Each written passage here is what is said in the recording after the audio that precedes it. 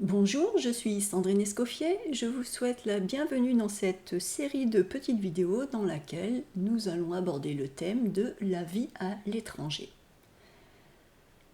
Alors vivre à l'étranger, c'est une aventure qui est absolument fantastique, mais il peut parfois nous arriver de nous sentir seuls, d'être un peu perdus dans ce nouveau monde, cette culture, cet endroit qu'on ne connaît pas. Et cela peut générer certaines angoisses parce qu'on ne sait pas faire, on ne comprend pas, on n'arrive pas à lire cette nouvelle culture, on n'arrive pas à comprendre ce qui se passe autour de nous, on n'arrive plus à avoir nos repères. Nos anciens repères, les repères de notre culture d'origine, ne sont pas forcément efficaces et utiles dans cette nouvelle culture et on ne sait pas forcément par quoi les remplacer. Donc cela peut générer un sens de l'isolement parce qu'effectivement on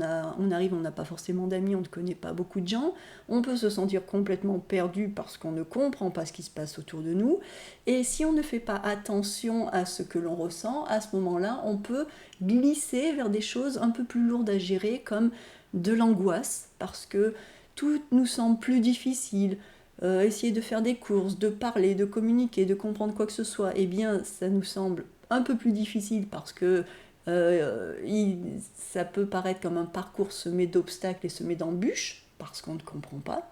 Et si ce n'est pas canalisé, eh bien cela peut donner lieu à une sorte de déprime. On peut se retrouver déprimé, triste, parce qu'on se sent, non seulement on est seul, mais on peut se sentir complètement isolé, on peut se sentir complètement perdu, on peut se sentir incompris et donc cela peut générer des angoisses et de la déprime. Ça peut arriver.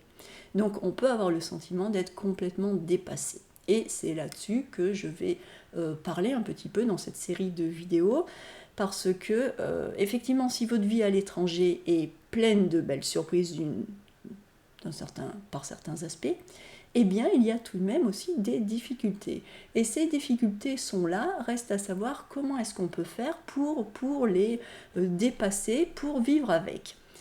Et donc, ce que je tiens à vous dire pour finir cette première petite vidéo, c'est qu'il existe des outils efficaces. Ce sont des outils qui peuvent nous permettre de dépasser nos sentiments de solitude, d'angoisse, de peur, de façon à mieux vivre notre expatriation, de façon à faire de notre expatriation un bon moment, un moment que l'on contrôle, un moment dans lequel on n'est pas en train de subir notre vie, de subir ce qui se passe, mais un moment dans lequel on a un peu plus de contrôle et donc un moment de notre vie dont on peut profiter.